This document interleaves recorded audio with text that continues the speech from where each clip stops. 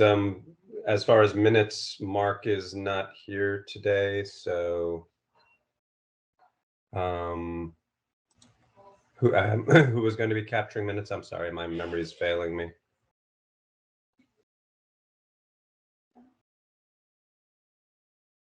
I think Steve and I can both capture minutes. Steve, if I just volunteered you for that, but if maybe we can split it between the two of us, both take as good notes as we can. And we also do actually, the recording provides a transcript as well, so we can go back and read if we need to. Okay, great. Okay, so I think do now. So We had discussed capturing, roll to ensure we have a quorum. Again, we haven't this. We're instituting some new processes here. So, as far as roll, I guess how would you like to do that, Steve? Tamika, Maren, would you like to just go around the room and have folks, members announce themselves so you can capture it and assess whether we have a quorum or not this evening? Or will you just, Yeah, I think we can just use the drop down list of people who are in attendance, and we will write down those folks and identify the folks from the list who are members of the IAC, and we can then get back to you and confirm whether or not there's a quorum if there's any decisions to be made. How's that sound? While the meeting's underway, you mean? Yeah, if that's okay. Sure, that'd be great. All righty, thanks. All right, well then, as far as I think then we can move on to diving into the agenda, reviewing last time's minutes and so on. So would you like me to share? I'm glad to share the agenda, and let me make sure I have the minutes. Again, I apologize. I'm a little bit discombobulated. It's been a crazy couple of days. So did you pass around the minutes from the last meeting, Tamika, or do we not have those at this time? In which case, we'll just distribute them for ratification at outside of the meeting. Is that the preference? For the last meeting, we made the recording available, but the transcript is not has not been distributed yet, so we could put that on for the next meeting. Okay. Well, I believe I believe we probably had some minutes captured last meeting, but again, we'll follow up outside of the meeting for that. So again, we'll skip that step. Seems like we're we'll have to lock down some of these processes before next meeting so that we don't have to discuss them at the beginning of the meeting. I guess everything's new. So let's. Sorry, Phil, just to break in, we had a last minute change to the agenda. I have to leave the meeting early, so the presentation on the community engagement for the Great Seneca Plan is going to go first. Okay. Well, let me try to share my my window real quick so I can share the agenda and gotta love technology. Yeah, okay, there we go. All right.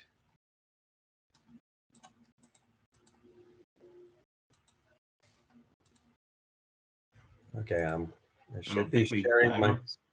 I don't think we got it yet, Phil. Oh, maybe Yeah. now. Okay. You should see yourselves, and now you should see the agenda. Great. All right, great.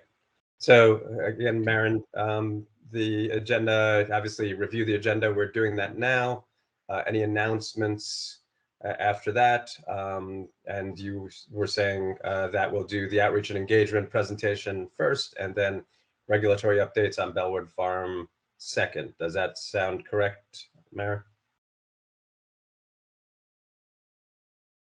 Yeah. I'm sorry. Yes, it does. Sorry, I know you're sharing, so you can see my enthusiastic nodding. Okay, great. All right.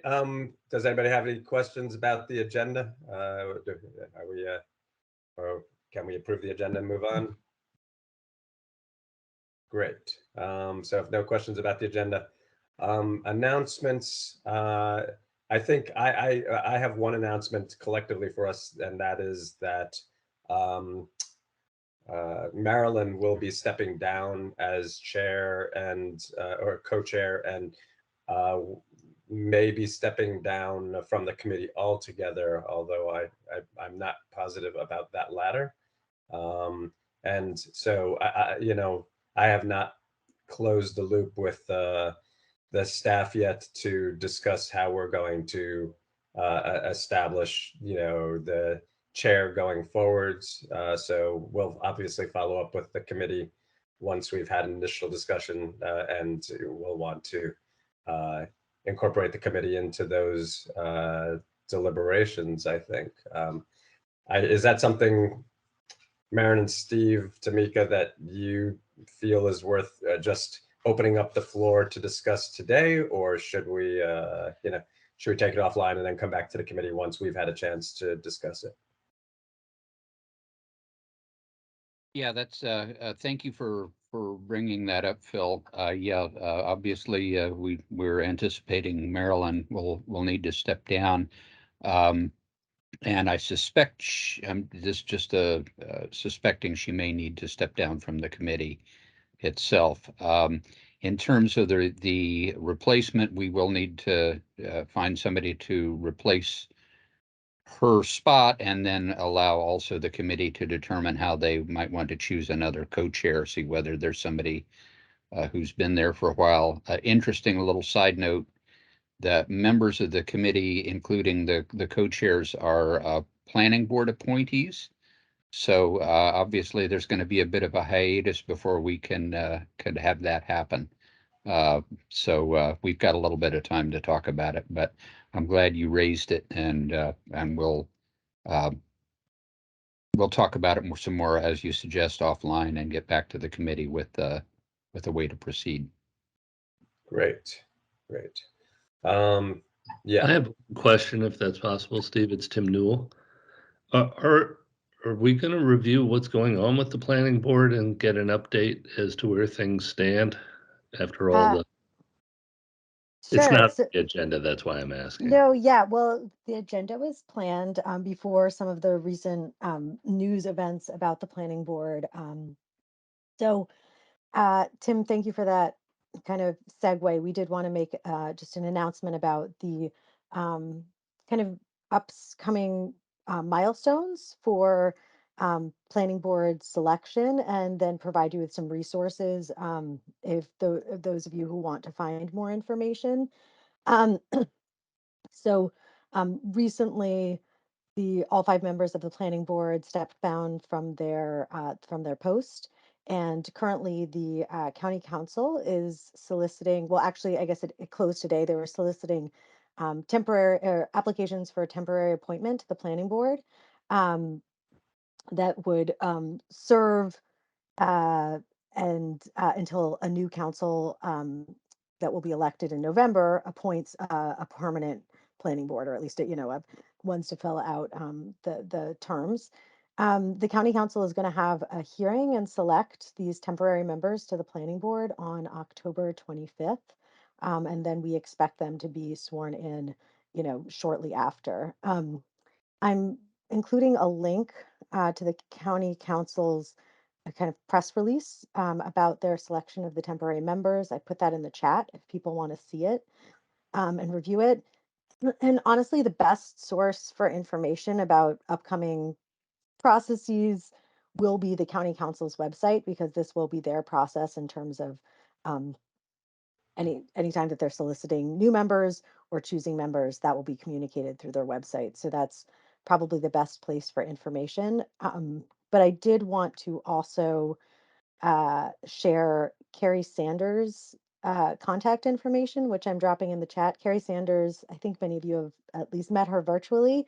She is the chief of the Mid-County Division at Montgomery Planning Department, and which is where the Great Seneca plan sits in. So she said that she's happy to speak to anyone individually and answer any questions that she's able to as well.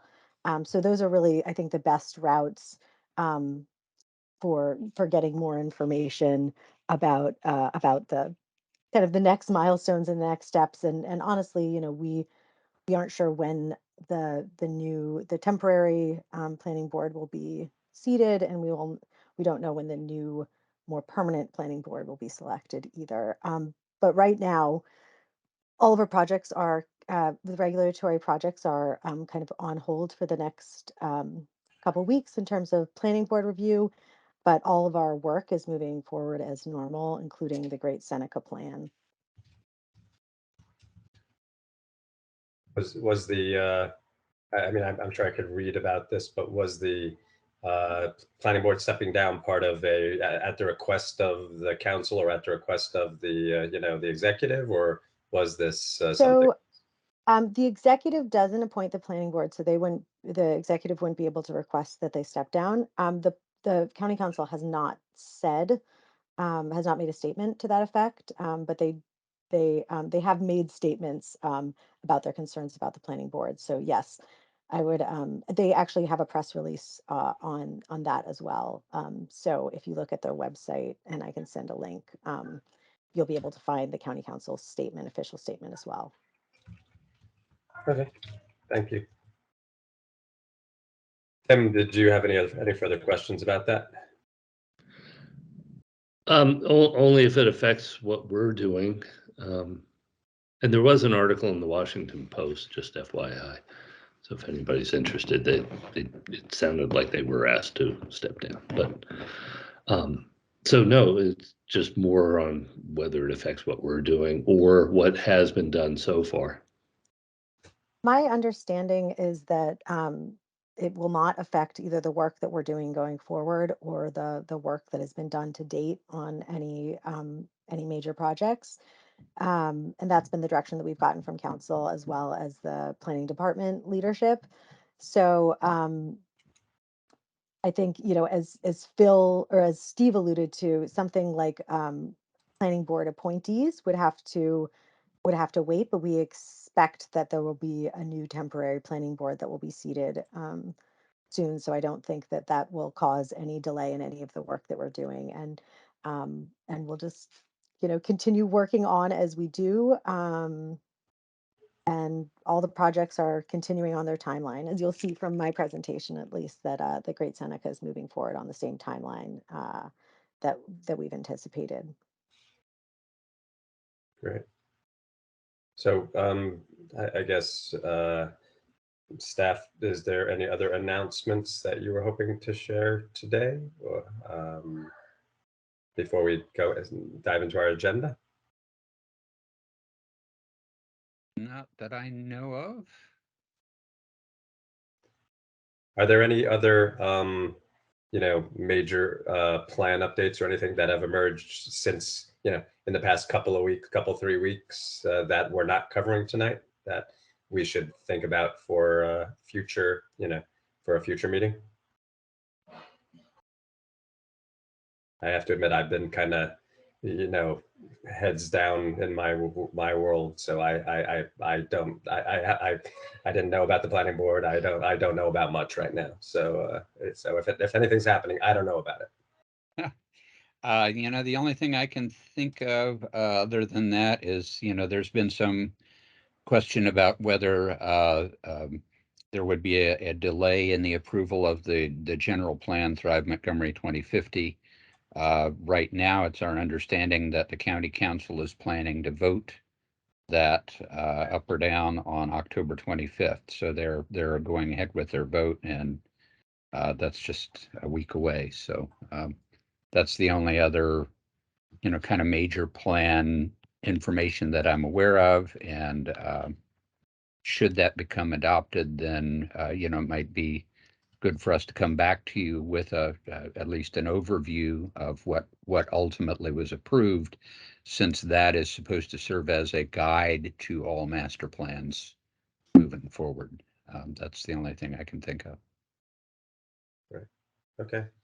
I had noticed, and again, this is probably not news to a lot of people that, since I've been in my own world, but that there's definitely a lot of active work going on at the PSTA site. It seems like that's moving forward, starting to move forward pretty actively now. Is there any, is there a timeline associated with that, or, I mean, and where are we in the whole process at this point? Is the final plan approved, or do you recall?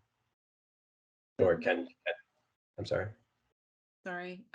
So there actually have been 2 amendments submitted for PSTA, and I was going to cover that under the regulatory updates, Okay. if that's okay. And Yeah, that'd be great. I can talk about that after after Bellward, Okay. if that's okay. Okay. Fantastic. So then with that said, does anybody else have any announcements or other points of order before we move into our agenda? Okay, then great. Then Tamika, are you going to be leading the regulatory updates? Sure. So we have, since our last meeting, we have 3 new applications in. One of the major ones is on the Bellward site, which we have several members from the project team on the call. Hopefully you all received the presentation that was distributed. And then following an update for that site, I will cover the 2 amendments that are in for PSTA. So with that, I'll turn it over to Chris Rulin. I saw that you were on earlier, and would you Sorry, like to Tamika. introduce your team? Oh, Sorry, actually, Tamika, I'm I'm so just gonna sorry. jump in. I No, I forgot Maureen. apologize. Oh, I apologize. Yes, It's okay. you just reminded us. So sorry about that. I'm And sorry, I'm Chris. sorry, Chris, So we'll follow uh, up after Maureen. Sorry this will about that. be a brief, just a brief update. Last time I spoke with Marilyn and Phil, they'd asked me to just give an update really on the kind of community engagement and outreach work that we're doing as part of the Great Seneca Master Plan, which, we've talked about before, but just is an update to the 2010 plan. So I wanted to give a quick update on this community engagement and outreach, and then I also welcome any questions on it before we jump into the regulatory updates. As I mentioned, we're sticking with the timeline that we've had. There might be some small adjustments as we move forward, but we're planning to stay on track. So this plan update, the Great Seneca Plan, started in February of 2022, and now we have moved into the visioning and analysis stage of the master plan. And as you can see, that's the longest kind of chunk of time on the in the master plan process. And that's because really this is the time where we're doing most of our data collection and analysis, as well as the bulk of our outreach and engagement. Um, so as you can see, that will go through at least the end of the year, perhaps into the new year a little bit. It will be followed by preliminary recommendations, and then the process with the planning board, which includes submitting a working draft, which is the staff's first draft of the document, as well as a public hearing, work sessions with the planning board, and then on to the county council with a similar process of public hearing and work sessions before it's ultimately approved and adopted, which we expect in January 2024. And this is just a quick reminder of kind of the pieces that go into forming the recommendations. Is as I mentioned, a lot of data collection and analysis, which is that kind of planner expert analyses, and that includes looking at current conditions in the area. We often call them existing conditions, market forces, and but also guiding policies. So as Steve mentioned, if Thrive 2050 passes, as we expect it will, then that will include a number of policies that will inform the work that we're doing as well, and the recommendations that we make. Um, Also affecting the recommendations or influencing the recommendations are things like research studies, market analysis, and modeling that we do that kind of predict some of the impacts of certain decisions that we could make.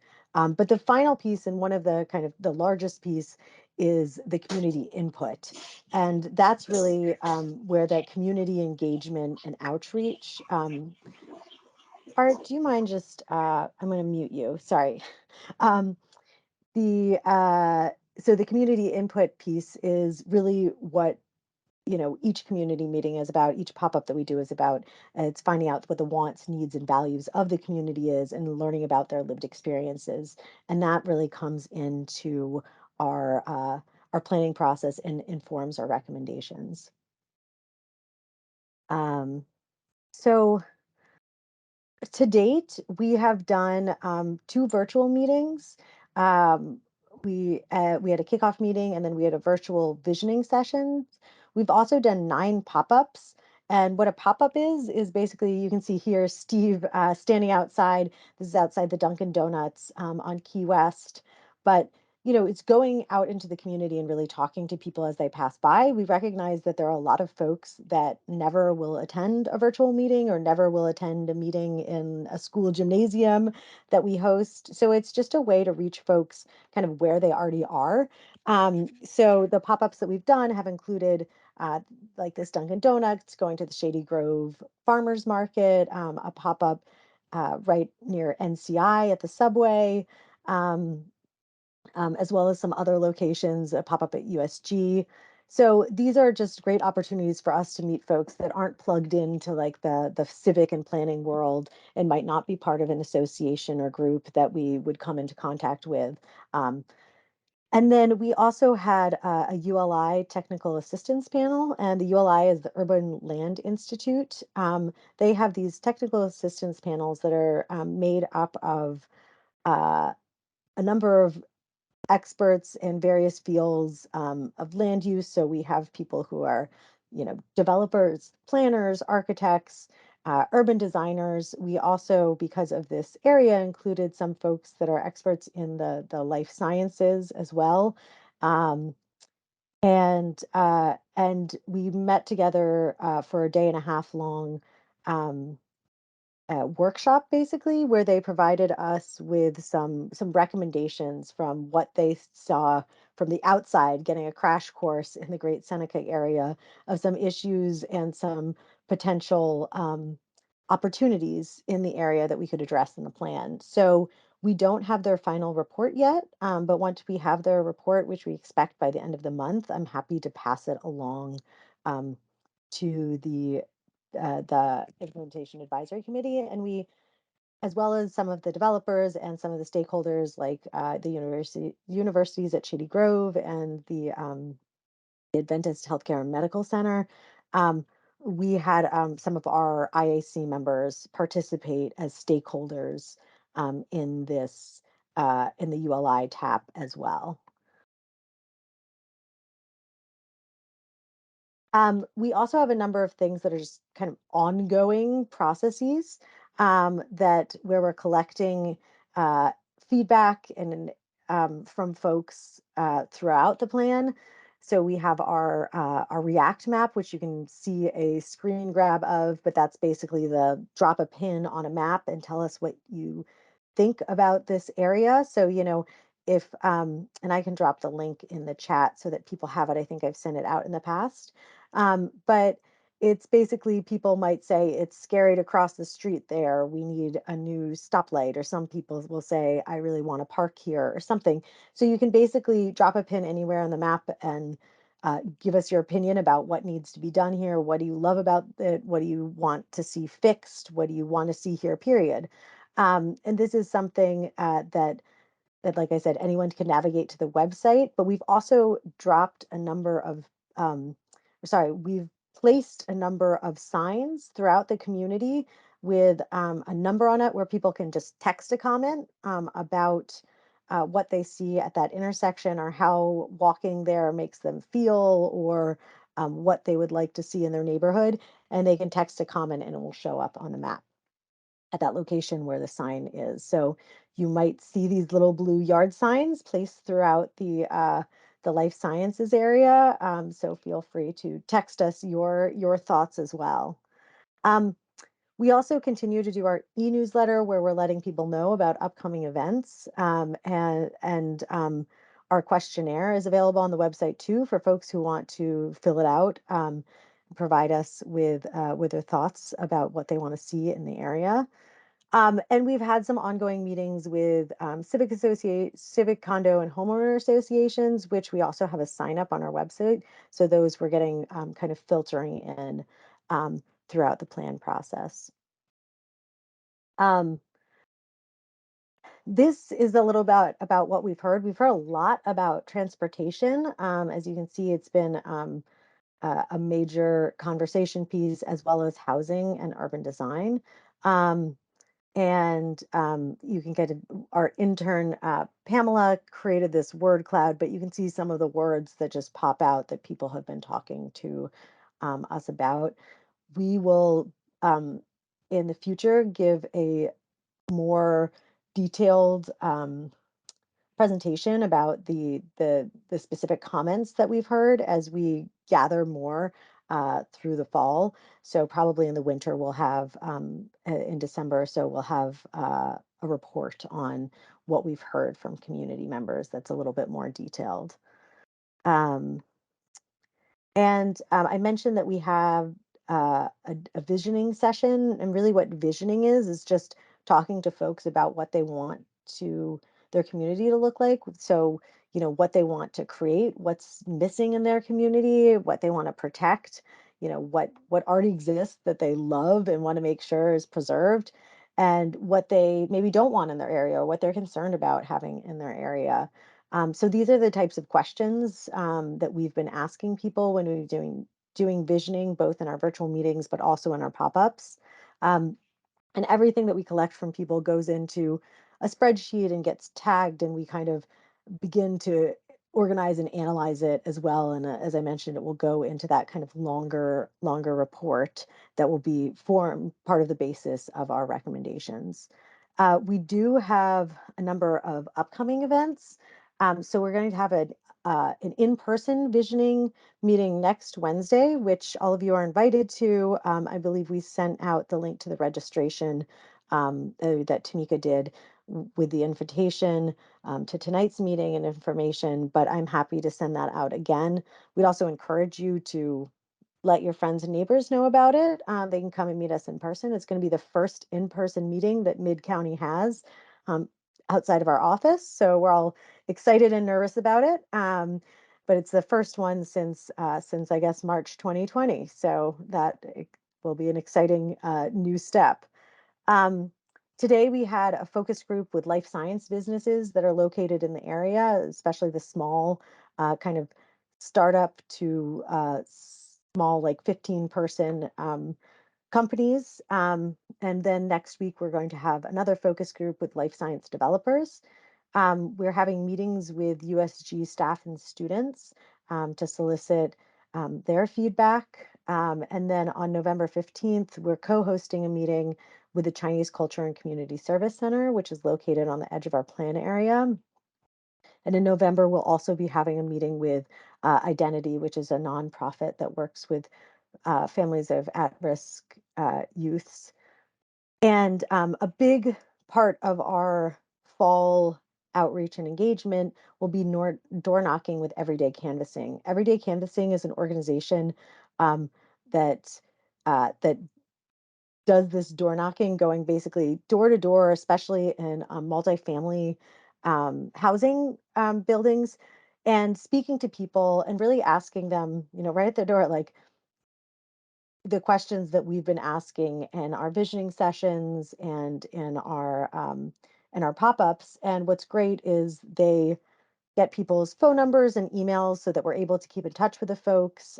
So they are planning to knock on, I think, about 5,000 doors in November and December. And then they will create, they record their conversations and we'll create a spreadsheet with comments from people, and we'll have them connected to the location where they had these conversations. So the apartment building where people are living. So that will be a huge effort, but will provide us with a lot of data in terms of how people feel and the concerns that they have about this area, as well as the opportunities. Next steps, as I mentioned, is, oh, and this has changed since I submitted this, but next steps are the visioning meeting on Wednesday, 10/26. We are pushing back the presentation of the existing conditions. As I mentioned, there'll be a interim planning board, but we thought that it would make sense to do the full existing conditions report when a full, or when a more permanent planning board has been selected. However, we will have an existing conditions report to share probably earlier than the presentation. So once that's available, I'm happy to both share it with the IAC and also come back for a presentation on that. And then finally, as I mentioned, we are waiting to receive the full Urban Land Institute Technical Assistance Panel report. And once we do, we will share that. That is, of course, an advisory document that just has some recommendations for us to consider in the master plan. And I think that concludes my presentation. But oh, this is one of our, you can see on the screen, that's one of the signs that I mentioned that is placed throughout the plan area. So people can just text that number to reply to our question or enter other numbers. And we also have a link to the website on that sign as well. So that is our community engagement and outreach in a nutshell. And I'm happy to take questions or comments on that. And then also if people have question or comments generally about the plan, I can answer those as well. And I saw Gary's hand shoot up. Thank you.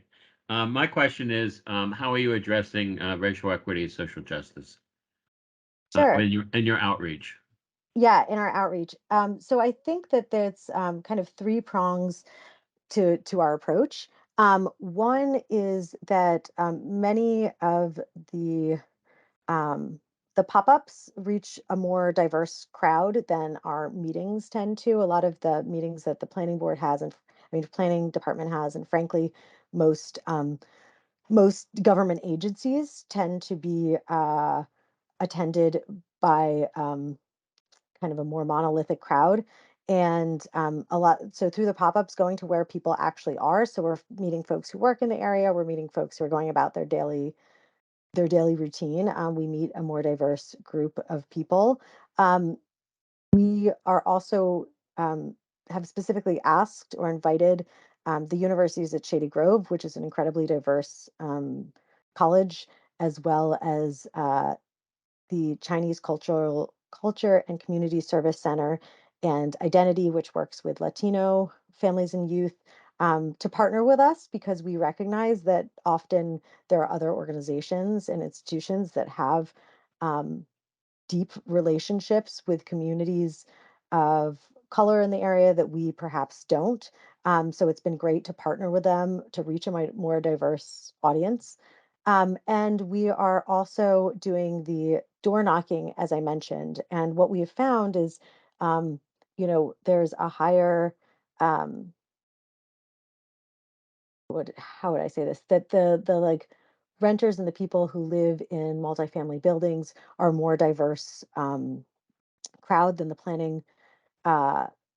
planning area as a whole, and that we also tend to reach folks that we don't in our meetings, our virtual meetings and our in-person meetings. So I think all of that, the kind of traditional methods of reaching out to folks, but then these other methods that the planning board has, or I keep saying the planning department has been embracing recently, have allowed us to reach kind of a more diverse and more people of color than these traditional methods of outreach.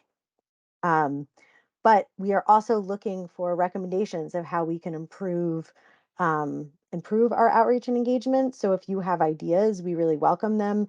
This morning we had a meeting, and one of the things that we had talked about doing, which, Gary, might be near and dear to your heart, is we've recently received some boarding and alighting information from Ride On, and we're going to potentially target some of the bus stops in the area that have heavy boardings at certain hours, and go and just chat with people who are waiting for the bus.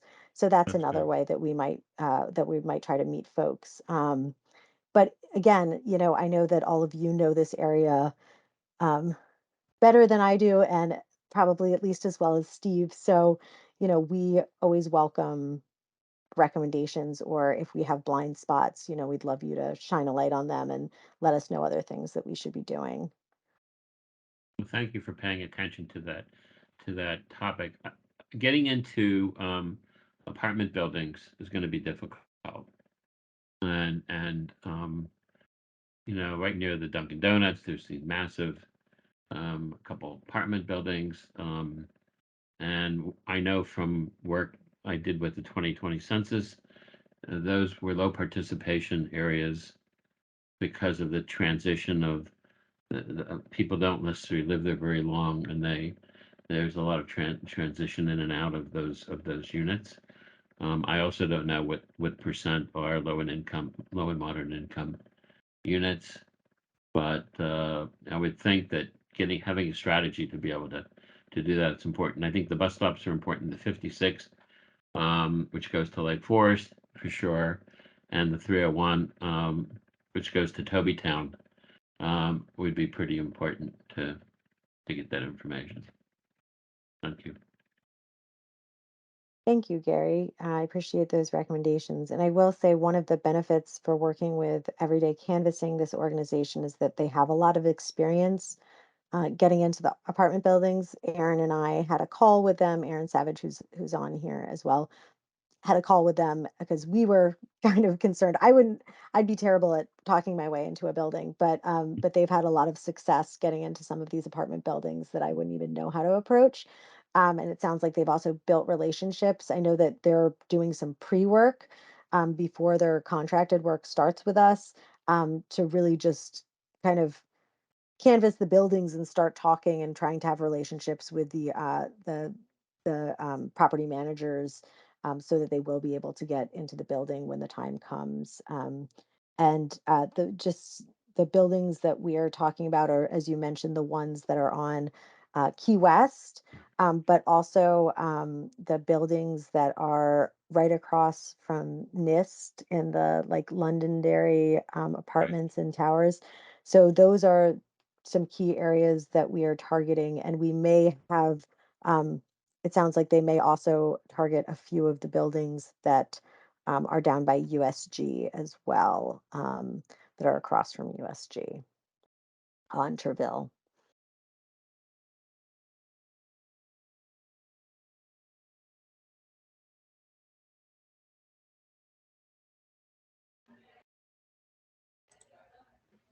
Great.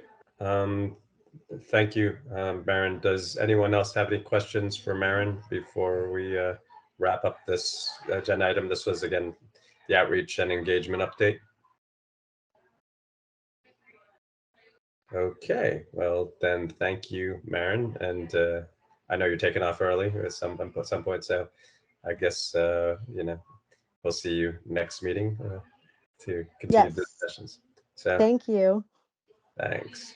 All right, so I believe we're on to our next agenda item, the regulatory updates, and I apologize for Tamika getting you started early, but yeah, if you want to go ahead and proceed with that, that'd be great.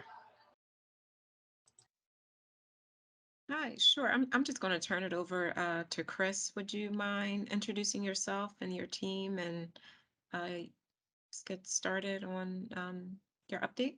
Sure, Tamika, thank you. I'm Chris Rulin. I'm a land use attorney with Lurch, Early and Brewer. I think that several of you, this will be a familiar topic because we came and spoke, I think it was back in May, in connection with the first application for the Great Seneca Life Sciences at Bellward project. Here for our team tonight, we've got Eric Fisher, who's the managing director of Trammell Crow Company, and a couple other members of our Trammell Crow Company team, Bill Brewer and Mike Fries. And we also have Rick Eberzizi with KO Public Affairs, who together with Chesapeake Strategies has been helping with some of the community outreach and engagement on this so far. I'm going to hand it over to Eric to jump in, but just as a sort of high level comment and to help with efficiency, because I know we're now in the tail end of this meeting. The context of where we are is the first application that we discussed back in May has only recently been accepted as complete by the department, and we're heading towards the Development Review Committee meeting on that. So the application is in, the first application is in and is moving along through the regulatory review. There is a technical site plan amendment that has been submitted to accompany that application by the Johns Hopkins University team to deal with really just adjustments to the final forest conservation plan. And both of those applications will be moving through the process concurrently. However, we are gearing up to submit the second site plan application for this, which, if you remember from our discussion back in May, has a lot of the details about what the buildings will look like and what the open spaces will look like. And so that application has not yet been filed, but we hope it will be filed in the coming weeks, and that will be some of what we're able to share with you tonight. So with that, I'll hand it over to Eric. Terrific. First of all, Chris and everyone, can you hear me okay? Perfect. Yes. And I pulled up our presentation for tonight, and I just want to make sure that I can present it correctly. So Chris, I'm going to just make sure that it's not in an abbreviated view. So let me make sure that. Is that better for everyone? I can see it. Can others see the screen? Yeah, we're seeing the front page of the presentation, right? Okay, so everything is good and clear. Okay, terrific. Well, first of all, it's a pleasure to meet everyone tonight. On the line with me is my colleague, Bill Brewer, who is a senior vice president who's been working on this project since inception. Likewise, Mike Fries, who is one of our senior construction managers, who also has been working on this project since inception. The project team is comprised of our organization as the developer, Gensler Design is the design group, Soltez doing all of our civil work, Thornton Tomasetti doing structural, and OJB doing much of our landscape. Before I jump in, a bit about Trammell Crow. This might be a bit repetitive for some. We actually are the nation's largest development company. We're coming up on our 75th year next October. And life sciences is a key part of our business. We focus on a whole host of product types, including mixed use, healthcare, industrial, office, and life sciences. I've had the good fortune to spend my entire career focused solely on healthcare and life sciences. We're located throughout the U.S., and we have several offices throughout Europe, and our European headquarters are located in London. To date, we've got roughly about $20 billion of projects in process. I would say, in all candor, a good part of that are life sciences projects that are taking place all throughout the U.S. It was touched on by our previous speaker, Maren, but we, like what so many people are working on, have a deep level of corporate responsibility, which is focused on environmental sustainability, ethics and compliance, health, safety and wellness, people and culture, and communities and giving. That defines our company, and it enables us to be successful and give back, particularly as it relates to projects like Bellward, which are so important, not only to the macro economic elements that drive the county, drive the state, drive the region, drive the country related to discovery and life sciences, but also the impact that it might have on our neighbors, our community, and those that live and reside and enjoy all the good stuff about Montgomery County.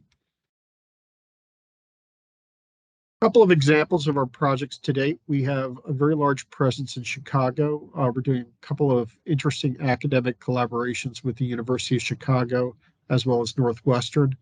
These are just simply some examples, not necessarily what's designed for Bellward. I'll share that a little bit later, but something that we focus on, really what we call the leading edge design and placemaking that really attract the best and brightest and create a sustainable platform for users.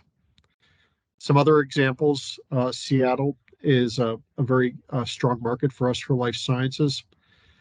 And likewise, we have a couple of interesting initiatives going on in the Texas market. I've spent by far my entire career here in DC. I'm personally based right here in Washington, DC. So it's one where I'm really thrilled to be working on the I-270 corridor. It is, I think, the most important part of our life sciences ecosystem, and it's one that we can be so proud of because we have by far some of the best labor analytics. Hey, Eric, just briefly, this is Rick Abruzzi. sure. Someone is texting as to whether the slide should be changing or not. I don't know if you're attempting to change the slides, but they're not changing in the presentation just yet. Okay, that's not good. I am sorry. There you go. Okay, is that better now? Yeah, now we're You're on showing the team and page you're 2. on the contents. Okay. All right. I'm sorry. I'm a little bit not that great with Microsoft Teams. I tend to work in a Zoom format. So I just wanted to share a bit about Gensler's experience. Can everybody see this screen? We're still looking at the, we're still looking at the agenda screen. All right. So Chris, if you could help me, what am I doing wrong here to get back Let to? me see. It looks like I may have an option. I may be able to change the page. Let me try and see what happens. Did that change? Did that change for everyone? No. No, it did not. No. There's a button there. Take control. Do you see that, Chris?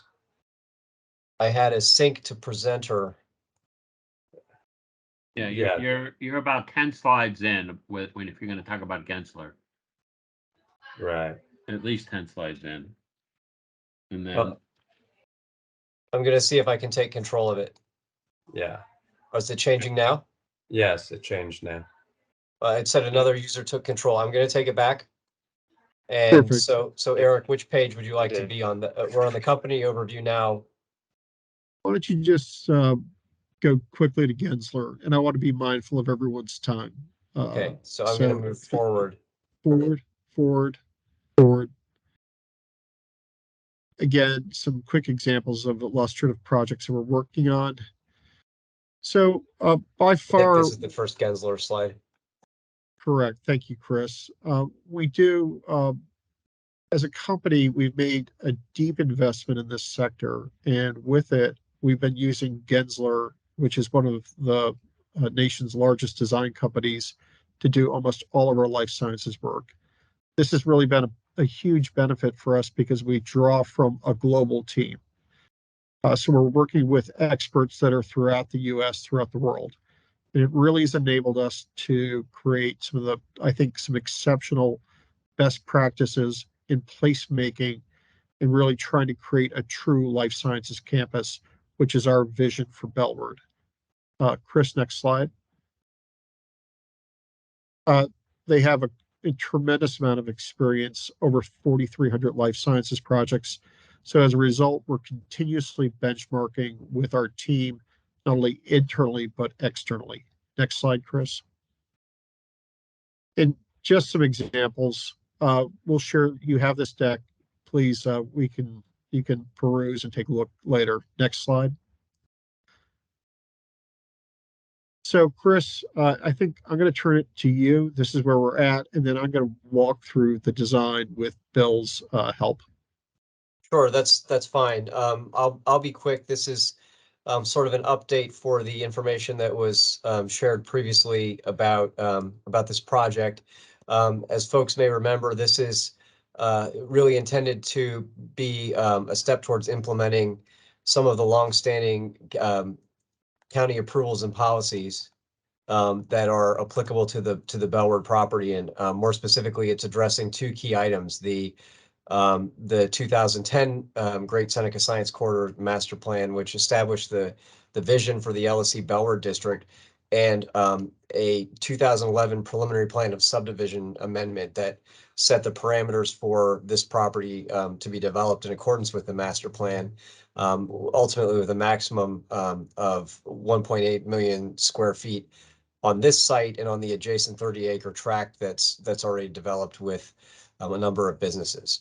The remaining 108 acres of Bellward campus is approved under that preliminary plan for a maximum of 1,410,000 square feet under the current staging limits in the master plan. The project that we're discussing proposes two phases of development that are being processed and reviewed in multiple regulatory applications, as I mentioned kind of at the outset this evening.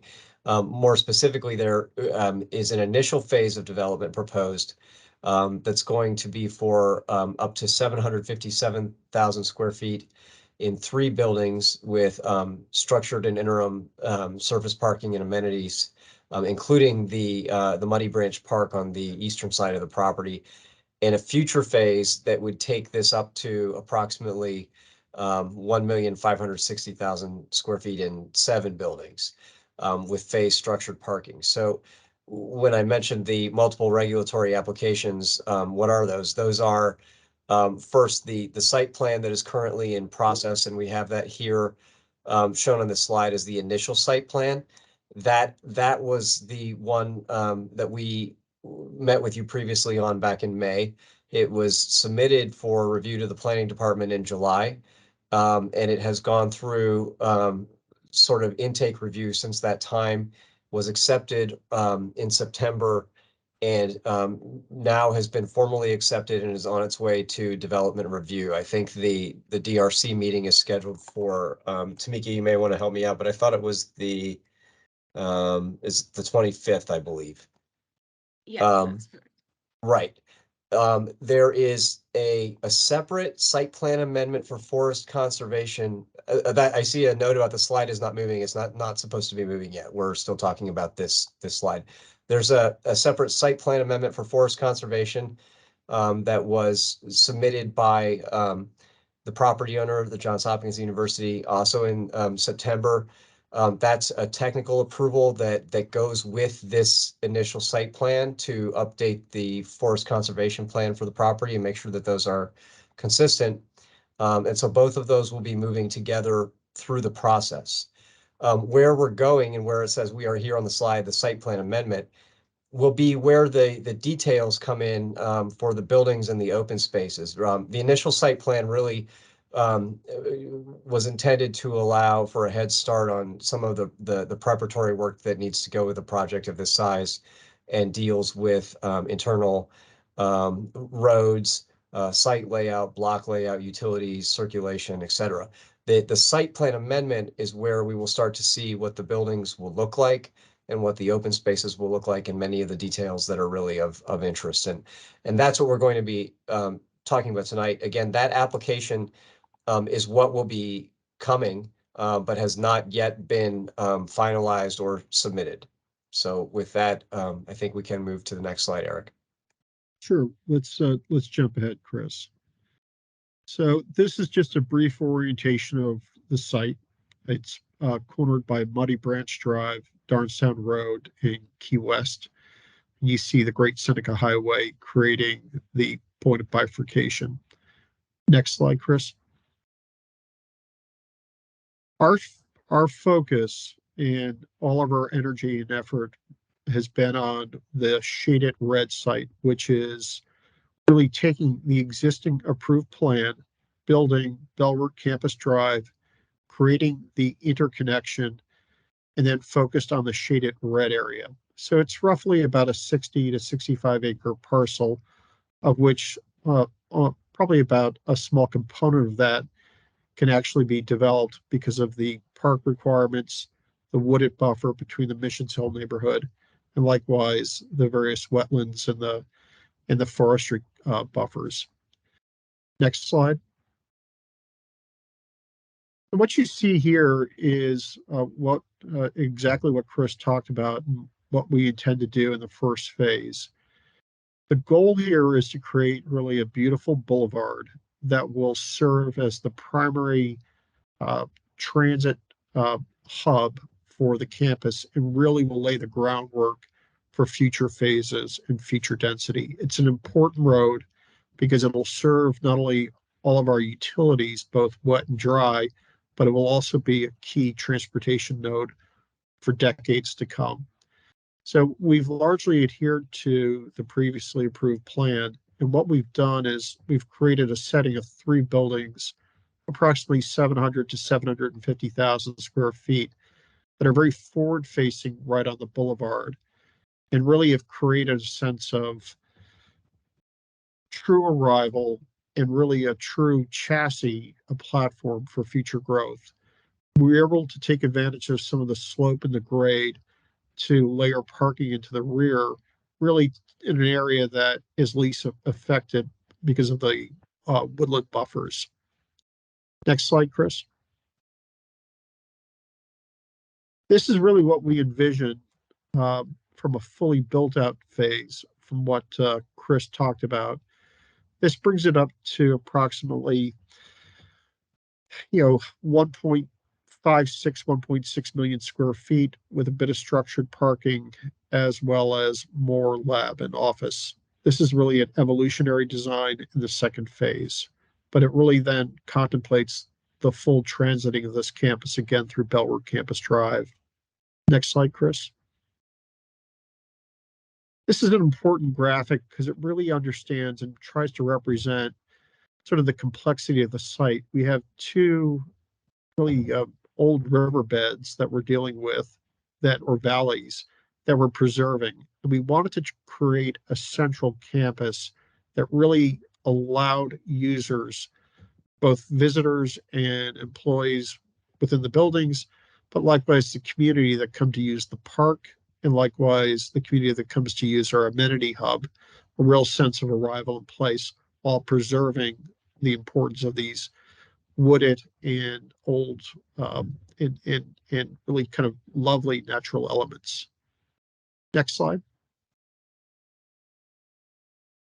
This is really the crux of it. And this is, I think, one of the things that we at Trammell Crow are most excited about. We deal with users and occupiers globally in this sector.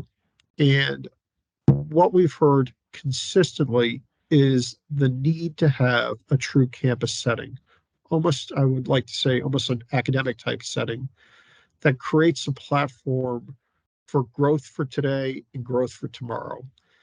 And what you see here is really the evolution of the West Campus, the Central Campus, and the East Campus, bounded by the Muddy Branch Park, and likewise a natural evolution to users that really have the opportunity to grow and stay and really create something that's very special, relevant to the views and the importance of the site overall. Next slide, please. Here are some examples of what we're trying to build on. Really curated landscapes, activated ground planes, and really trying to get a sense of arrival in place and trying to, again, build on really the beauty of the site, but while doing that, creating a really important environment for leading edge discovery, leading edge life sciences, and again, creating an environment for people to really thrive and work and live and really enjoy both the beauty of the buildings, but more importantly, the natural elements that they're surrounded by. Next slide. There's some themes that you'll see throughout our design. It's really one of using a high degree, given the slope of the landscape, a series of really beautifully landscaped retaining walls, concrete sidewalks, terrace shared spaces, ramps and terraces, and using a lot of natural elements like granite when we can to really create a sense of scale and scope to allow the entire site to be accessible, not only for the community, but also for our users and our key stakeholders. Next slide. This is another important slide because it really starts to begin to articulate how the campus will circulate from an automobile perspective or a bike perspective or pedestrians that are just walking onto the campus. We largely envision that Muddy Branch Road will be the primary entry point. Eventually, it will lead to going outbound campus as that connects and evolves. But it allows for 3 key points of contact within the site to service the buildings, to service the amenity hubs, and to allow for a really efficient and impact flow throughout the campus. Next slide, please. This is the slide that really addresses the pedestrian component. We are committed to and following through all of the previous approvals that entail creating a vast amount of bike paths, walking paths, and pedestrian connectivity throughout the campus. So you see on the left-hand side how the parks interface with the surface parking area that allow for people to enjoy the parks, the recreational fields, and likewise then connect easily or walk into the amenity hubs and then transit throughout the 3 initial buildings. The entire site is enveloped by a series of pathways, walkways, and really again emphasizing the existing landscape in its current form and using that slope, using that topology to our advantage. Next slide. Well, we go right into this next one here. So part of this project, we have to, it's interesting, when we looked at comparatively how this site ranks, not only within the colloquial, we refer to DNA Alley corridor, but also how it ranks nationally against product that might be in Boston or product that might be in San Francisco or San Diego. What we came to realize is we have the greatest strength, which is we have an exceptionally strong, the strongest labor force within the entire national life sciences ecosystem. But what we had to do is create a sense of place and amenity.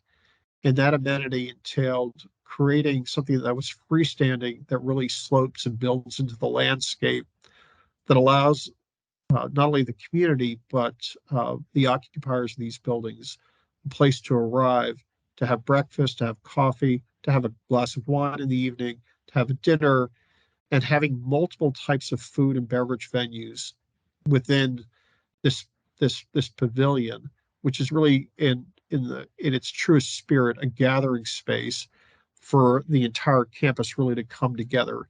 It's a very clear anchoring point. I'll show some images if you advance, Chris, please. Let's go to the next one. This is a really great shot, probably roughly about 150 feet up into the air, and you can see what we've created. We're using the existing old riverbed. What we're doing is we're terracing into it with a green roof and creating a sense of 2 levels that'll have a series of small kitchens, small restaurants, as well as an extensive amount of outdoor landscaping and outdoor seating. So you can have a true 12-month-a-year experience. You can enjoy the indoors during the wintertime, potentially take advantage of a fire pit that might be located somewhere around here.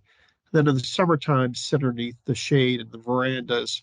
And again, focus on a very heavily landscape type function that allows for all 3 buildings and eventually the entire campus to really come in and enjoy and thrive. This part is so critical in attracting what we're finding now by far are users that are coming from all over the world that want to be here in Maryland. They expect these type of amenities. They demand these type of amenities. And my colleague, Bill Brewer, has been doing an exceptional job working on really how this kind of functions and complements the site. So when we get into Q&A, I'll let Bill address some of your questions. Next slide. Here's another example of how you see building A4, which is fronting Bellward Campus Drive, looking over the tourist amenity retail hub, and then sitting very proudly really at a high point of the site. We made a commitment that each floor will have outdoor terrace. We're adhering to the 40% glazing requirement, but we've gotten very creative in trying to maximize what is in many ways a sense of lightness to the building and utilizing a high degree of glass in the lower levels and a high degree of terraced outdoor areas, which again, we're hearing from users is not just a need, but an absolute requirement for them to really attract the best and brightest to do research and discovery in these type of buildings. Next slide. This is a shot that from the initial phase, the 3 buildings. As you can see, we're probably about 150 feet up in the air. You're overlooking the farm, and you'll see the 3 buildings that cascade over the site that are connected by the boulevard. The boulevard in itself will be 2 lanes each way, then with a defined bike path as well as the defined pedestrian path. Everything will be heavily tree lined, low impact lighting, and rather discreet and very smartly elegant in the way we work with the site. It's also importantly, it's creating a sense of place and a sense of how this campus can evolve. So when some of the users that we're in discussions with right now need to grow, we'll have the wherewithal to offer an adjoining building or offer an expansion or growth or capacity. And again, that's something that is so unique and unique not only to this area, but it's increasingly becoming more unique up and down the eastern seaboard as we try to attract users from Boston, Seattle, San Francisco, and globally. Next slide. This gives a sense of arrival, and it emphasizes a bit what I talked earlier, which is really trying to create a sense of cascading lightness throughout the site and a high degree of terraced outdoor feeling so that the scientists, the researchers, the technicians, the chemical engineers, all the individuals that work within these buildings have the ability to both interface at a ground level, but also interface at an upper level by walking outdoors and really taking advantage of what is really going to be a beautiful site, some beautiful views. Next slide. This is a sense of where you are from an arrival perspective of our site, but coming outbound and looking toward the historic farm. And we're really excited about some collaboration and what we can do with this, but more to come on that. Next slide.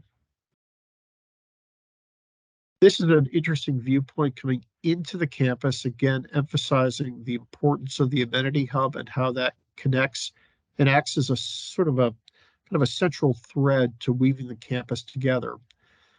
Again, this is viewed as a campus that's available to the entire community, but also will service, the folks that are doing great work there every day. Next slide.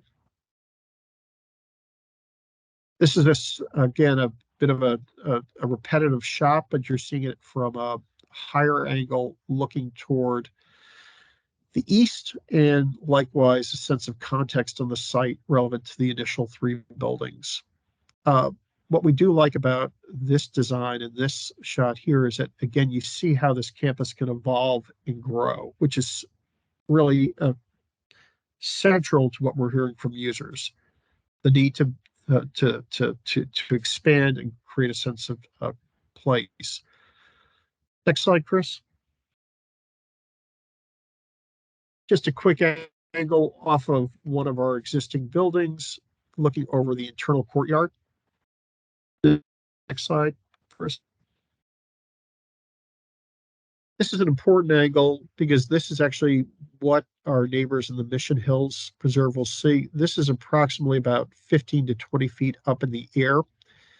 So there's going to be a high degree of planting, a wooded buffer, and this is really the lowest part of the campus. So you're looking upward along the old riverbed. So this is really what you'll see from afar. We're really proud of this because we've been really respectful of our neighbors. And fortunately for Rick Abruzio and Ellen Corrin and Randy Berger and team, we've been able to have a really good and healthy engagement with the Mission Hills neighbors. I've been able to really preview and work with them and solicit feedback to create the design that we have today. Next slide, please. The park, why don't you jump right into it, Chris? So the park has been been an evolving and very exciting exercise. One, we think it's important and critically important for creating a sense of cohesiveness to the community, a sense of 7-day-a-week activation with a dedicated sports field. But more importantly, we think it could be a great element to the users of our building to have intramural leagues, play some soccer, really have a great place to go out and recreate on the parks. We've been working very closely with OJB, which is sort of a world-renowned landscape architectural firm. And these are some concepts that we're working with. So the idea is to have a dedicated sports field that has a cascading terrace seating feel to it, but then on the other side, create a series of small, flexible recreation areas. So you have the ability to, be there with your family on the weekend, or likewise just walk and meander your way through. I think it's a really interesting design because it takes advantage of what is a very tight site along a very busy road. And with berming and good landscaping, we're able to create a true sense of place. Next slide, please. This is part of the presentation that was shared with you, but these are the quantitative elements of the park. And usually we use this for Q&A. Next slide. What really inspired us with the park was the need for flexible spaces for community and campus. That's really been the biggest lesson learned in urban planning today, is flexibility and how these parks and these really common areas evolve. We really wanted to have strong recreation and really embrace the farm landscape so it didn't feel out of place or out of context. We wanted to have kind of discrete, flat, private areas for family events, likewise, just your own recreation. And then likewise, on the lower right-hand corner, as you all know, the campus has a great deal of, really has a great deal of slope to it. It's some really exciting topography. So we're using that topography to create these activated slopes and stormwater integration. Next slide, please. Again, some more themes. Using all indigenous naturalized edges, a combination of asphalt paving, concrete walls and terrace, concrete sidewalks, and a fair degree of mulch paths. Again, trying to keep it very natural feel, low impact, and low maintenance. Next slide. This is a view from the Washingtonian Woods, the neighborhood that's directly across from Muddy Branch. So you'll see probably an image that you'd see right now with the leaves starting to change. The building that sits somewhat perpendicular to Muddy Branch will have, again, a very light feeling to it, a high degree of glass. And the way the slope works and the way the plantings are, really you'll see the other buildings kind of fall into the background. This has been really a great planning exercise for us in really working with landscape as well as true leading design to create a sense of working with the existing site and not just tearing the site down, really embracing the site for all of its greatness and qualities and creating a level of architecture and design that creates a true sense of place and peace. Next slide. This is coming up into the campus. So this is what you would see as you were entering from Muddy Branch Drive. This is an important slide because it gives you a little context of a really well-defined sidewalk that you'll be able to access from the parks. Likewise, the sidewalks throughout the entire network of the campus, the bike paths, and then the 2 lanes of traffic in both directions. We're clearly working with the county to embrace all types of traffic calming, signalization, all the things that we're required to do. So again, this is what we have in concept, and we'll share as this evolves, as it comes closer into the final plan. Next slide. An example of the park. This is would be not a full-size soccer field, but what we call a half-size soccer field, which is perfect for intramural games and youth soccer, and also adult soccer, which is becoming much more popular. And I think what we like about it is that we have the terrace seating to the left, and then likewise the ability to park easily in one of the surface parking lots, play a game, and then go over to the restaurants and the amenity hub, and have a glass of wine, have a coffee, have a light dinner, and hop on your bike and go home. Next slide. This is a repetitive slide, again, the view from Mission Hills, and I think this is actually wrapping us up, Chris. So with it, why don't you go to the next slide? And we'll go to Q&A. So if you could, why don't you dial back and go to one of our, either drop the screen or you can leave this up. And we're here to answer your questions.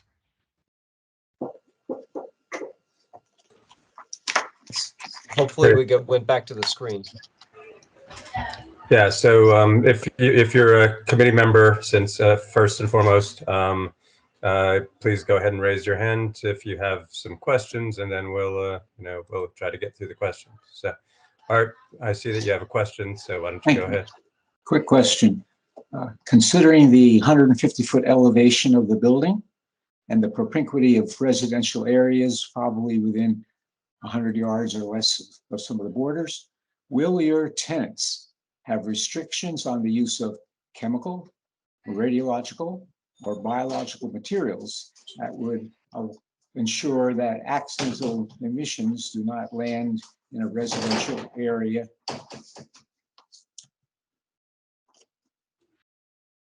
So Sure. Yeah, no, it's as with every life sciences project that we do, and by and far, I would say almost all of our life sciences projects are taking place in urban markets that are even more dense and more urban than what might be presented here. If you're talking about downtown Boston or downtown San Francisco, we are mandated and will absolutely comply with all local, county, state, and federal requirements. So we you will spoken clearly to the local emergency planning commission about the activities that would be in the building that they might want to have to prepare for? Or are you going to just it would seem logical to have restrictions on people coming in and perhaps doing bio-level safety 4 type materials in an area that's got this propinquity issue to deal with. Maybe you can put the restrictions on leasing to people who might be putting the local community in danger. Well, again, I think we're talking about some known unknowns because we're having very strong and excellent, but very confidential discussions with some extraordinarily amazing life science companies. By and large, they're not anticipating doing any form of BSL-4 or even a BSL-3 type setting. These are true campuses that focus on about a 50-50 ratio of BSL-2 lab to office and collaboration space. will absolutely require within the lease that they comply with all local, state, federal mandates and regulations. Yeah, but there are none with respect to prohibiting the use of, they simply require the license to do it. And so those licenses may or may not have any implication to how they would deal with an accidental emission should a ventilation system fail or a HEPA filter have a rupture. It seems that you got a wonderful facility built in the middle of a very large residential area on all sides. Hence, any prevailing wind is going to take something into somebody's backyard, if indeed that material has the unfortunate mishap. And so the question is, would it be easier to not allow or put restrictions on zoning, leasing, that would say that the people who are going to do, which as you just suggested won't happen, biosafety level 4, maybe heavy use of radiological materials, that would, you really don't have any time to get any people out of the way. So maybe the restriction is, you folks got to find another place to live because this isn't the right one. Just a question or suggestion. I think we appreciate that, and I think Eric has answered that. And I would also point out that this property is LSC zoned, so the proposed uses would be consistent with the zoning here, and I think everything would comply with all of the use regulations in the zoning ordinance from that perspective. Okay, thank you. Appreciate it. Thanks, Art. Good question. Thank you. Yeah, I mean, I do think that that's a you know, a discussion also with the planning board staff to understand what, if any, restrictions there are in the LSC zoning. Perhaps we can do that another night. Gary, did you have a question? Yeah, yes, thank you very much. Can you explain the access to transit? There are many hundreds, if not 1,000 feet away from bus stops. So what's the expectation for transit use and access to the property? Because we need to have a non-auto driver mode share of what, 35%? How are you going to accomplish that? Chris, you might want to, Chris Rowland, address a bit of the issues related to, the integration of transit requirements, but I think that it's one where we're trying to embrace the existing transit infrastructure that we know of today, and we're attempting to create a campus that can accommodate a transit infrastructure that might be envisioned 10 or 15 or 20 years from now. And I think you can see that in the way the design is laid out. But by and large, this campus will be accessed by Muddy Branch Drive, both on a westward side, and then have the ability to exit out onto Bellward Campus Drive on a northeasterly side. So it's one of using that primary approved road as the transit hub, and then bring cars and pedestrians quickly off that, and then allow for a surrounding connection of sidewalks and pathways that will connect to other components of our community. No, I mean, there's two bus routes, the 67 along Muddy Branch, which is only peak hour only, going to Shady Grove, and then you have all day, you have the 56 along Darnestown, going down Key West. So those two routes aren't sufficient to accommodate thousands of employees. How many employees do you envision at the full build out of the 3 buildings? So for the full building, the 3 buildings, it would be, we anticipate somewhere between 1,200 to 1,700 workers, employees. Okay. By and large, our experience of life sciences on a national as well as global basis has shown that these workers tend to function 7 days a week. They're not a traditional 9 to 5 type user. So it's one where you have a good number that work well into the evening, some that come in early in the morning, some that just maybe come in 2 or 3 days a week. So will you have bus service or work for bus service on your medical center drive? Is it built to county standards to accommodate heavy duty bus circulations? Yeah, Gary, I think the answer to that is that the Bellward Campus Drive is being proposed in accordance with that approved preliminary plan amendment. So yes, it is going to be set up to county standards, and there are, that's really, unfortunately, we don't have our civil engineers here to speak to this directly, but they are implementing it in accordance with those standards, and we'll be going through the development review process. The property also has some background conditions related to its approved preliminary plan for transportation management and that kind of thing. So all of that will be assessed as it moves through the development review. Okay, thank you very much, Chris. Thanks, Gary. Other committee members with questions? I saw a couple, Phil, a couple questions in the chat about the park. And Eric, I'm going to read these to you. I don't know if you saw them, but one was, is there space to put a pickleball court? Phil, that may have been yours. Yeah. There are none in the vicinity. And then there's another similar, is there a playground plan? So I think some questions about the park. And so it may be worthwhile to spend a few minutes about kind of how that is in preliminary design, and we'll be kind of, working to refine that as it moves forward too. Yeah, I think that's well said. I think we've gotten a lot of community feedback about the park, everything from, yes, pickleball courts to more dog parks and play sets and things like that. So we're taking all of that into consideration, evaluating it, and trying to understand what is the most cohesive and thoughtful balance. And likewise, what does the county want, given that we're creating this park on their behalf? So it's one where, I can't sit here and say we'll have a pickleball court. I do like to play pickleball, so it'd be kind of fun to have it. Maybe we will. We're taking it all into consideration. That sounds great. And play, I assume that that goes for playground as well, and other uses like that.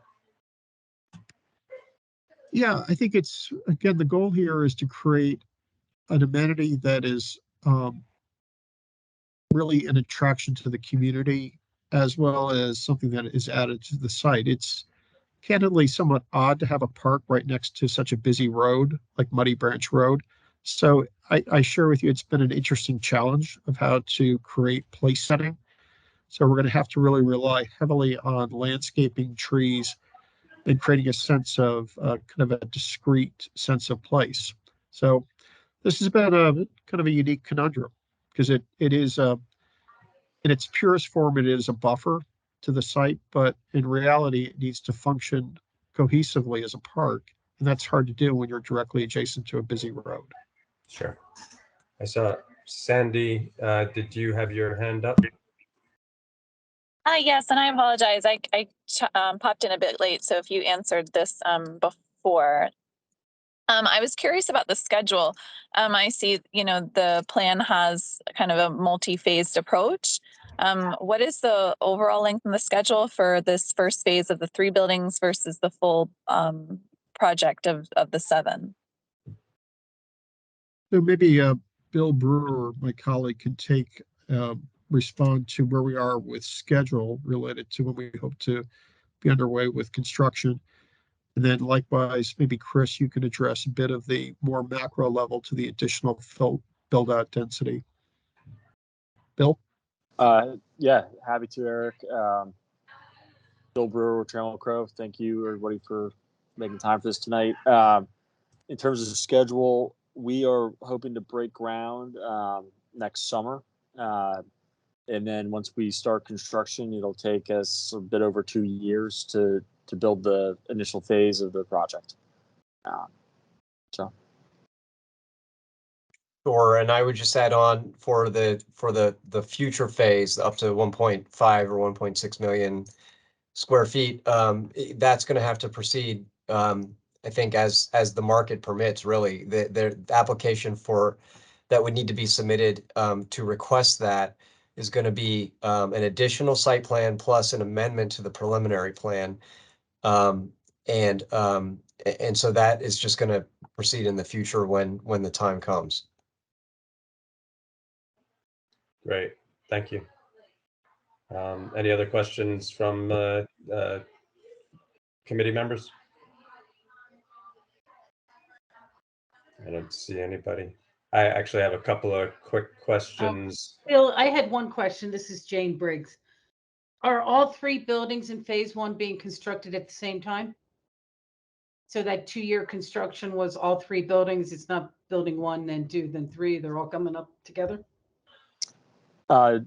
We have not settled on exactly how the projects can be constructed.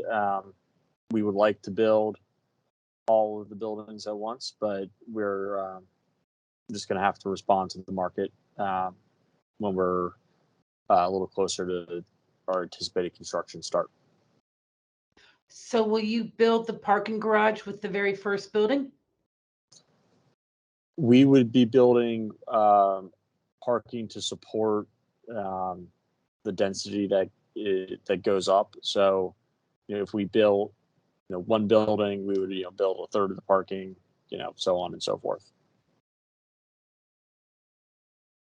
I think understanding the phase development will be critical if it's not being built as 1 phase, I guess is my only comment, Phil.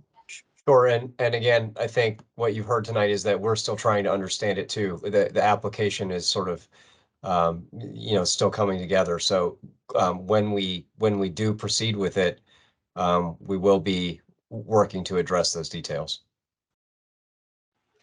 Okay, thanks.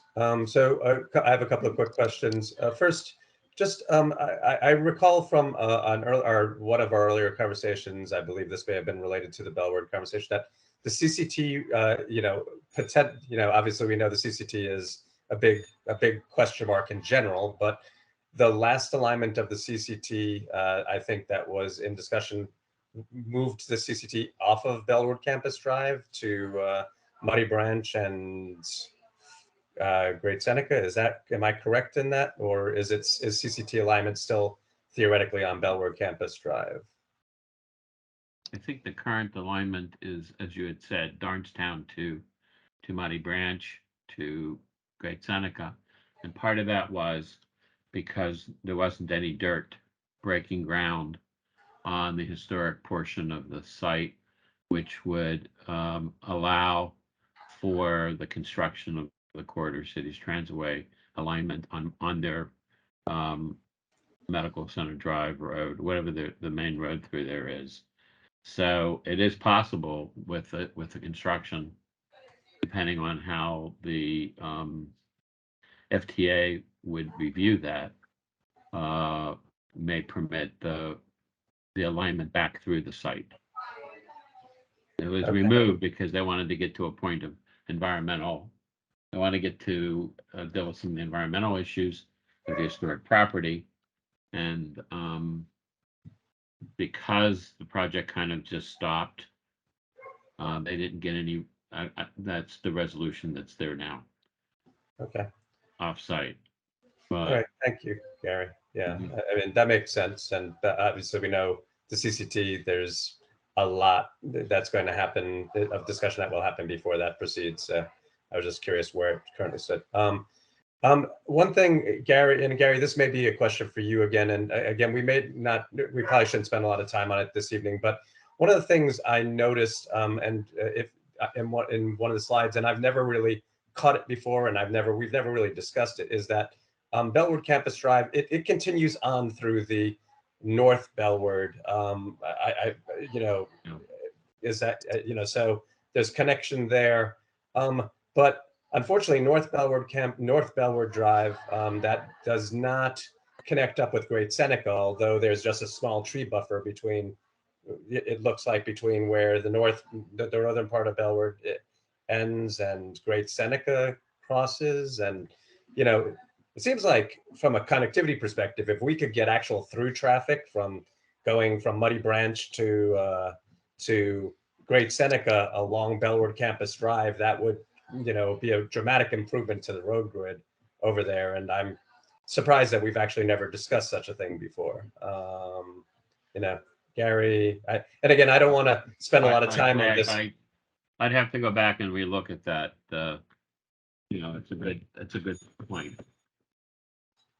Okay, so maybe that can be a topic for a future discussion. And again, I don't necessarily think this is necessarily a trammel crow slash issue for this development, but it is, it does affect the connectivity, because I will say that as a resident of Washingtonian Woods and the area, I have a lot of concerns about the repeated statements that Muddy Branch is going to be the primary ingress egress for this property, although it does connect up to 28, and we've talked about that a little bit. And it would be nice if we could figure out a way to relieve some pressure on that particular intersection right there.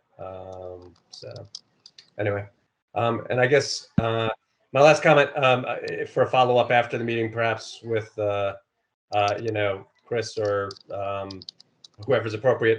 As I think it would be great to have you guys come and present to Washingtonian Woods HOA with the latest update. I think the community would be very interested in seeing what you're doing. So I don't know what the opportunities are for that.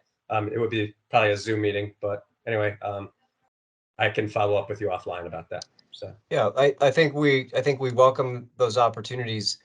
We did meet with we had a large pre-submission type community meeting on, I think it was the 29th of September. So it may be that some of those folks were actually in attendance at that. We had a number of people there where we went through the slides that we just showed you.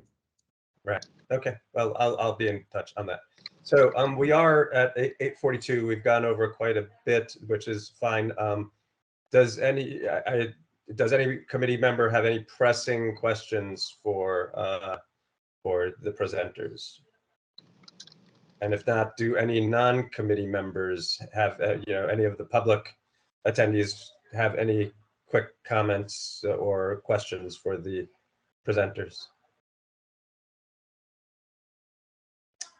Okay, well then I think we'll thank you for your presentation, and looks like it's coming along nicely. I guess we will ask you guys to drop off so we can do a quick wrap up and see if the committee wants to at least schedule any further discussion on this on either of these presentations. So thank you very much. Thank you for having us. Appreciate it. Have a good evening now. Take care. Thank you. Great. Okay, so yeah, committee members, obviously it's late. I don't think we're going to start any in-depth discussions now, but if does anybody first of all, does anybody feel that there are any decisions or committee commentary that we should be discussing relative to the current state of this plan?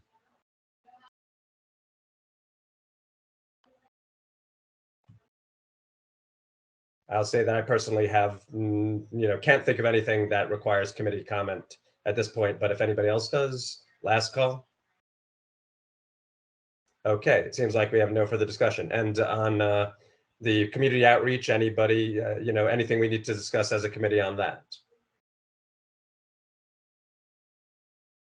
All right, then with that said, does anybody have any closing comments or questions before we adjourn? Phil, hi, this is Tamika again. Did you want to hear the quick update on PSTA? Do we have time, or how do you want to address that? Is it really quick? It could be quick. Okay, I think it's probably worthwhile. Sure. Yeah, if folks can spare a few more minutes, I think we should just go through it, because actually I'm just going to share my screen because I think it may be easier just to see. So just shifting a little bit to the east of the site that we were just talking about, PSTA, we all know received approval earlier this year for their site plan. But since then, they have come in with a submission for two different preliminary plan amendments. The first one is associated with changing.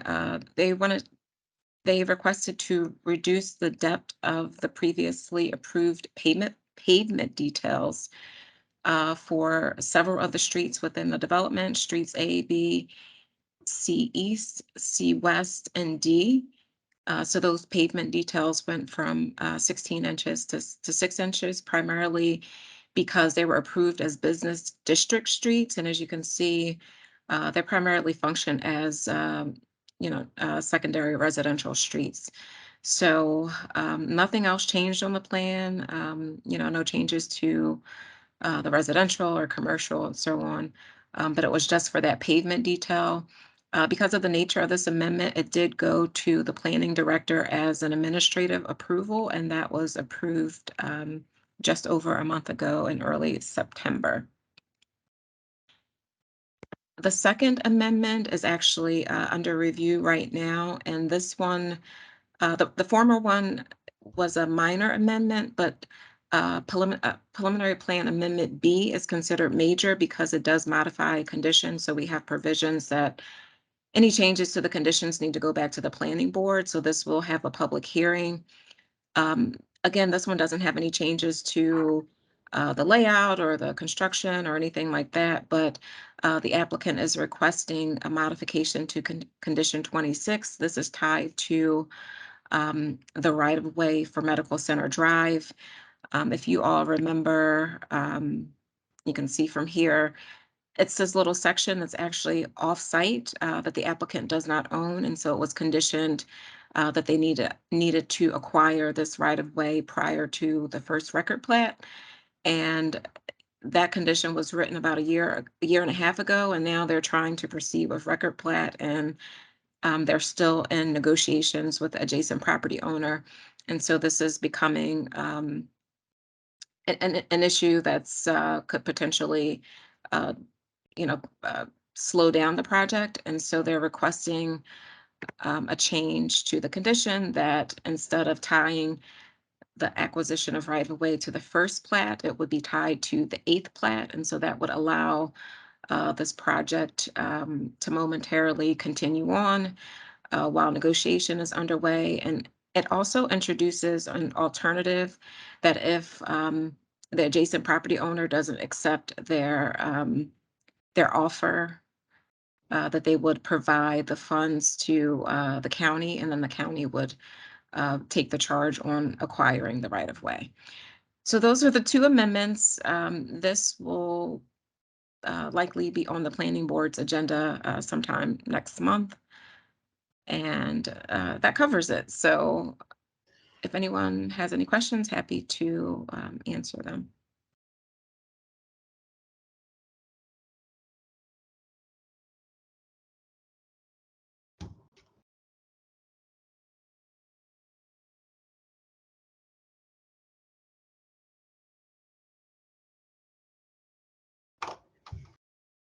I think that I have the only question You're open.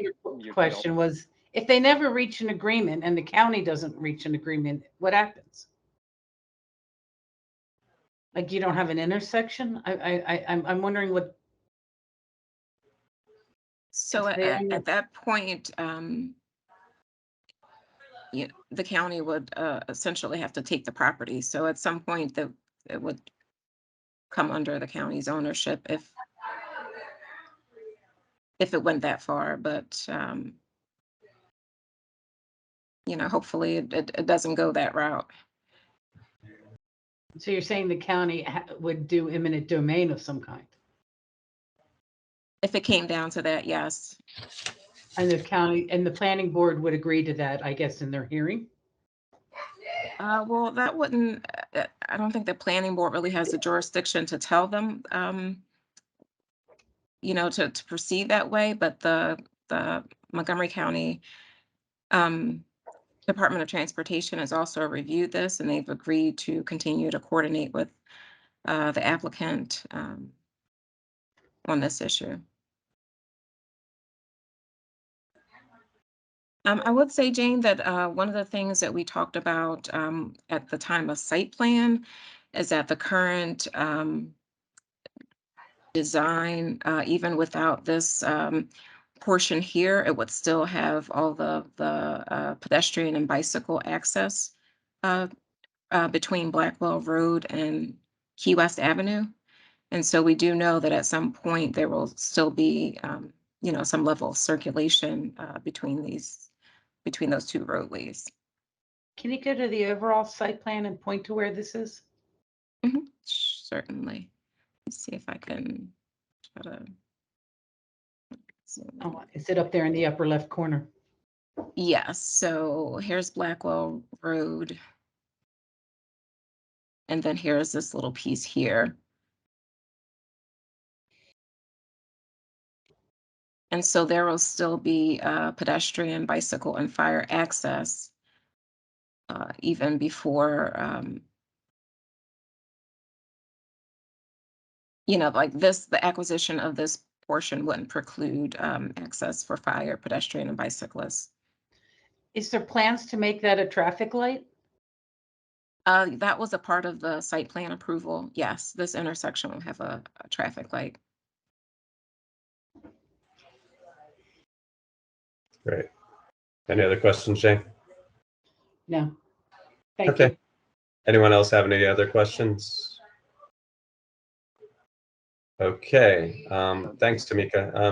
Does that wrap up our presentations for the evening? Yes, thank you. Thank you. So again, any final comments or notes from the committee? Okay, any final comments or notes from staff before we adjourn? I think that covers it. Thanks very much, Phil. Thank you all.